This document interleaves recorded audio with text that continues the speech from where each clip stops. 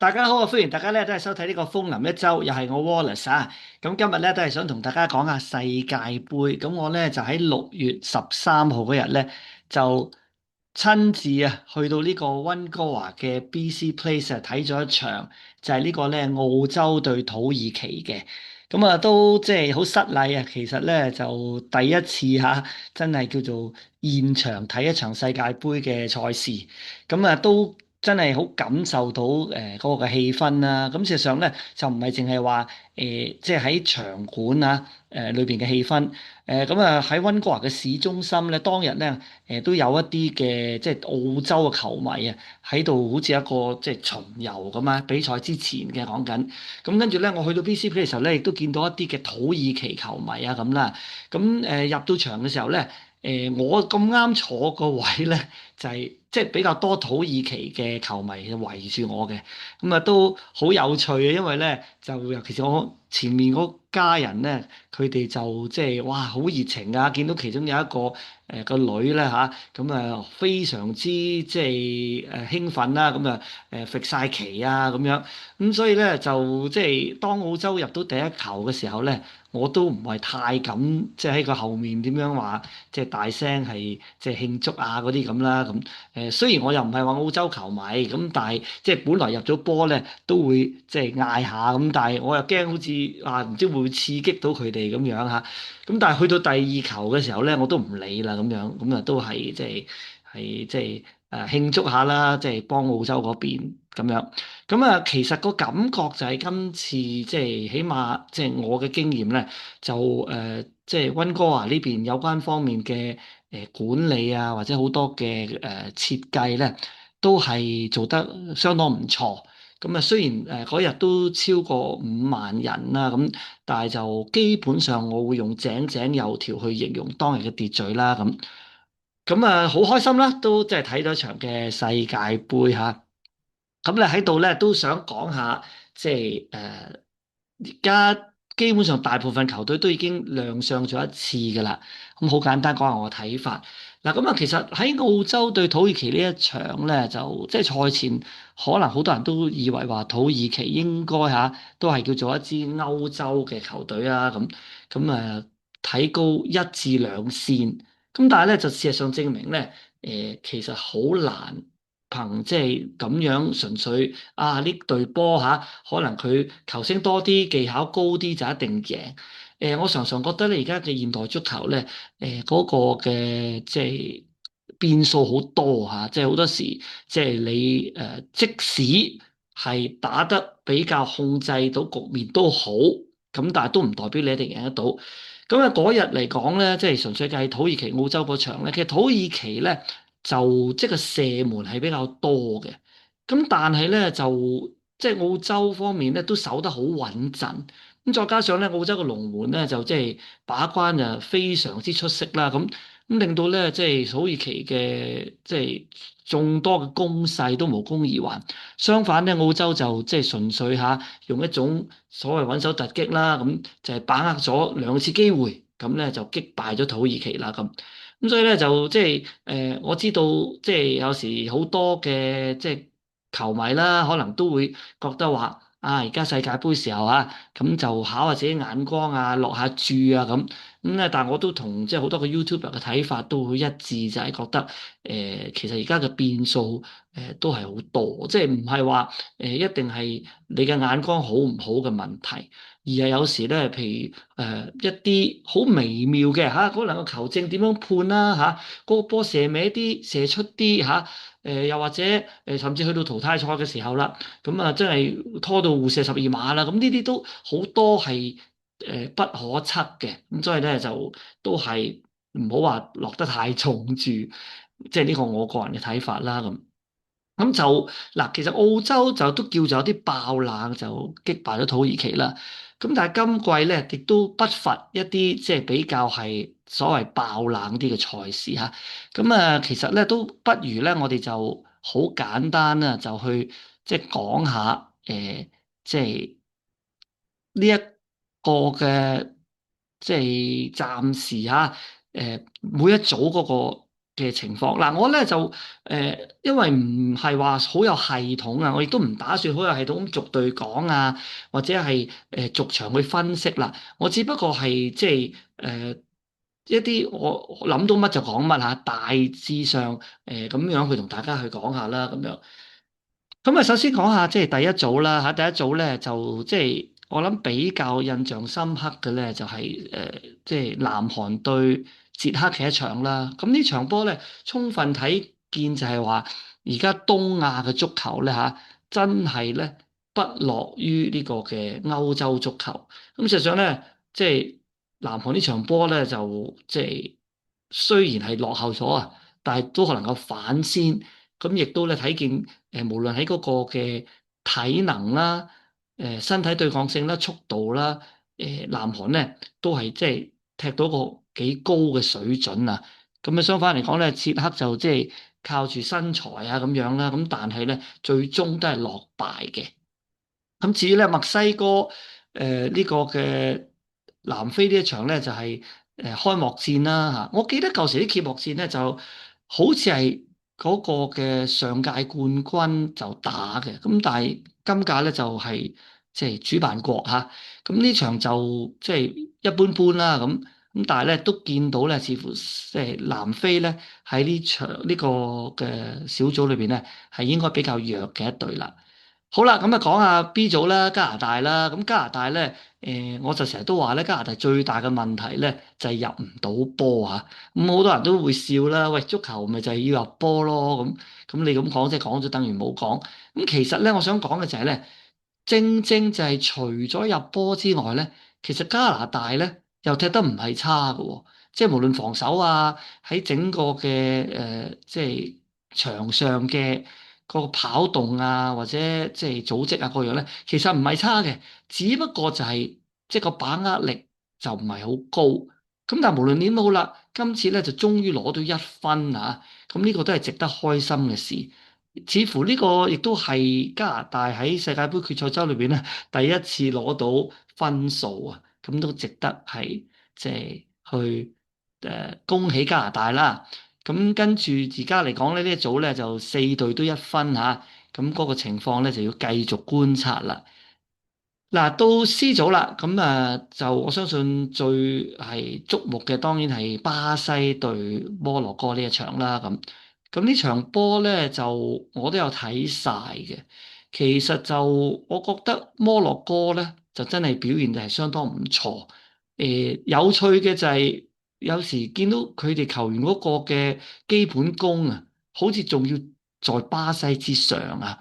咁不過咧，就巴西咧，始終佢有譬如好似雲尼素斯呢啲咁突出嘅球員啦，咁高質嘅球員啦，就以個人嘅能力咧，就能夠係即係入到波啊咁。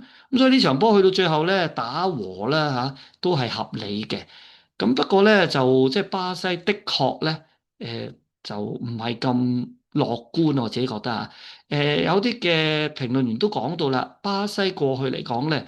一個好強嘅武器就係嗰兩隻閘啦，係嘛？咁但係今屆似乎真係嗰兩隻閘咧就即係遜色咗啲啦。咁另外咧，其實我覺得整體嚟講，巴西而家嘅基本功咧都係麻麻地嘅。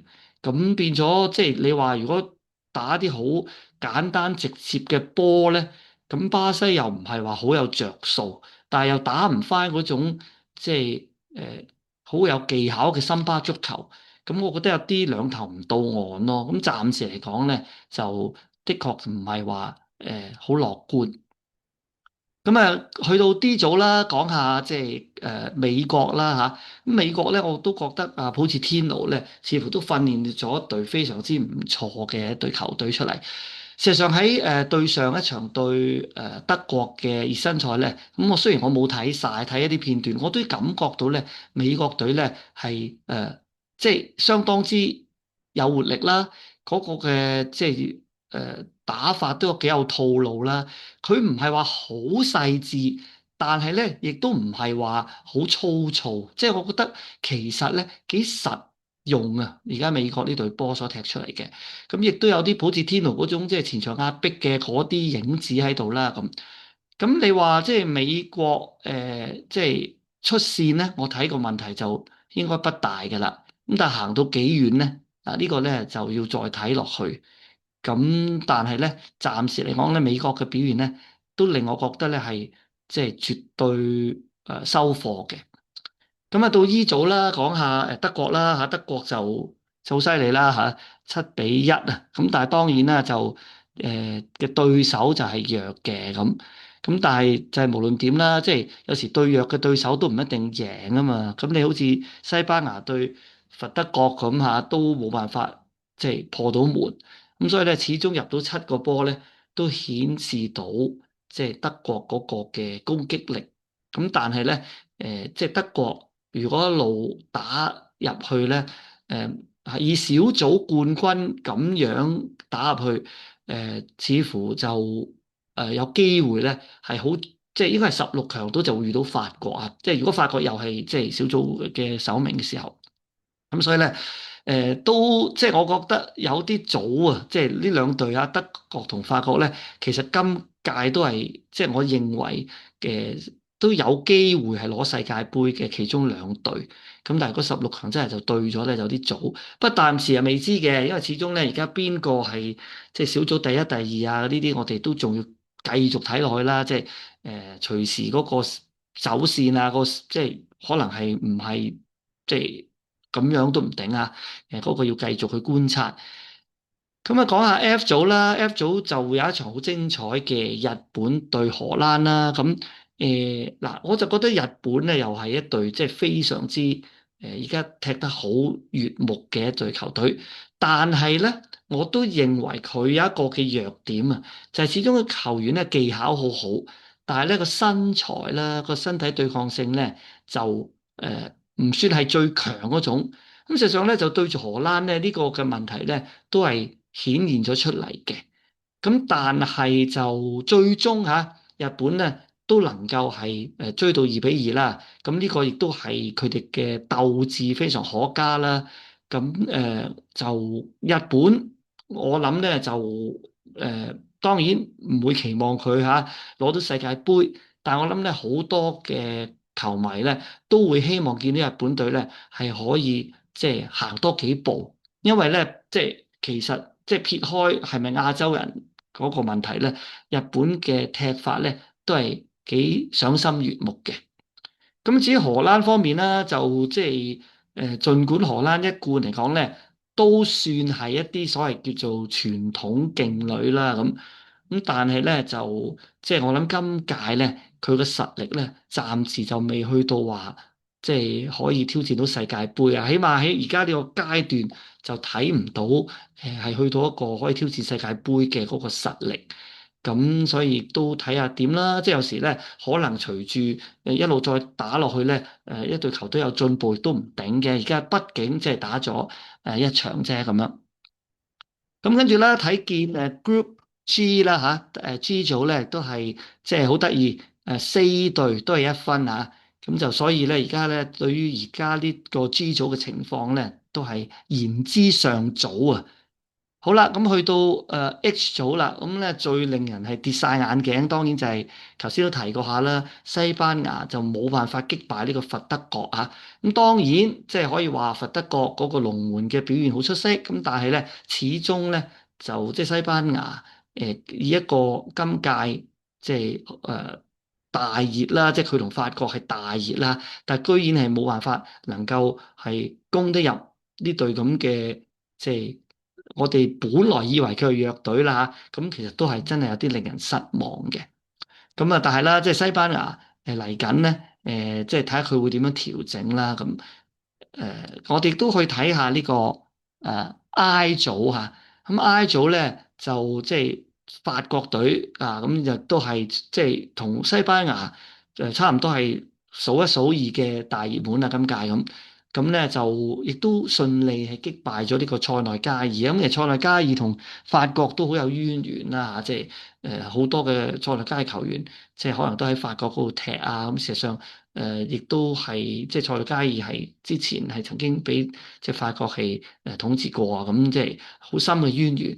咁呢場波咧就見到即係麥巴比啦喺即係最後下半場嘅時候咧，就發揮咗佢個人嘅力量啊，咁就即係入咗兩球，擊敗咗呢個嘅即係塞內加爾。咁其中即係我諗呢個好搶眼球員就係而家打緊拜仁嘅奧利斯啦，咁亦都咧係有助攻啊咁樣，咁所以咧就法國隊咧都係真係即係值得一路要去留意住啊！似乎法國隊咧係對版嘅，我認為。咁另一方面啦，挪威啦就繼98年之後啦，再一次入到呢個嘅決賽周。咁咧夏蘭特咧亦都係即係入到兩個波嚇，咁同埋一個助攻啊咁樣，咁都係而家因為得失球關係咧，仲反而係即係壓住咗法國添。咁另一方面啦，J 啦，咁啊當然啦，呢一組咧就係即係不得不談美斯啦嚇，個人表演呢個嘅帽子戲法。咁我都估唔到啊，即係我以為話美斯即係佢嘅誒誒即係巔峰已過啦，咁啊去咗美職嗰度踢。雖然我都有睇下美職嗰啲嘅即係佢嘅一啲嘅片段啦嚇，就好少話成場睇晒。咁都覺得佢都仲係 keep 得都唔錯。咁但係估唔到嚇嚟到世界盃呢個大舞台咧，仍然係顯出嗰種頂級球員嘅風範啊！咁啊連中三元亦都咧為到即係阿根廷咧係打開咗一個即係非常好嘅一個勝利嘅第一步啦。咁到底阿根廷能唔能夠衛冕啊？咁呢個咧亦都係其中今屆嘅一個嘅焦點。好啦，咁啊去到 K 啦，咁當然咧就即係呢個葡萄牙係都係一個嘅焦點啦。咁就係即係我相信好多人都會認同啦。呢個就係 C 朗拿度最後一次想爭取世界盃嘅機會。咁但係咧第一場對呢個嘅剛果咧嚇就結果都係冇辦法打開勝局，咁只係咧能夠係一分墮落袋。咁事實上咧就即係我同好多朋友傾起啦，都會覺得即係 C 朗拿度咧，佢似乎如果佢真係好想喺佢退休前捧走世界盃咧，要調整下佢嘅心態啊！即係如果佢仲係覺得一定要每一場都要做球隊嘅主角啊，咁我諗呢個咧反而有啲窒礙咗葡萄牙今次喺世界盃嗰個奪杯嘅機會。咁啊，最後咧就講下 L 啦嚇，就係呢個嘅英格蘭。咁就今日都睇到英格蘭。咁你話係咪即係好出色咧？咁我又覺得唔係好出色。始終好得意嘅就係即係英格蘭嘅球員，佢哋個別喺譬如話英超啊，或者佢哋嘅球會啊咁咧，有時個表現咧就好似好過佢哋喺國家隊嘅。咁但係咧就亦都唔可以話差嚇。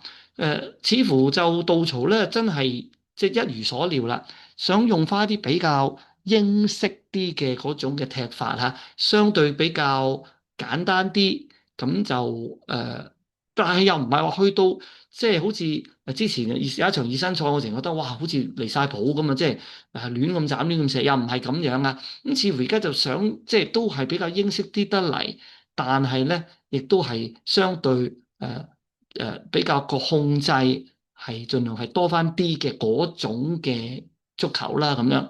咁就今日就上半場頭同克羅地亞2-2係打成平手嘅，要到下半場嘅時候咧，先至能夠再入兩球啊，以4-2取勝。咁就我覺得即係英格蘭就可以咁講啦，又唔係話好驚喜啦，但係亦都即係我都會收貨嘅，我都會收貨嘅。咁簡單啲嚟講咧，經過第一輪嘅亮相之後咧，以強隊嚟睇啦，就我覺得即係德國啦、法國、阿根廷呢三隊咧，好似就比較搶眼啲。咁啊，其次咧，譬如話美國啊、英格蘭啊咁咧，就即係都叫做係幾穩陣啊，個感覺係都幾穩陣。咁啊，至於即係西班牙啊、葡萄牙咧，就即係比較令人失望一啲啦嚇。咁呢個就暫時一個好初步嘅觀感。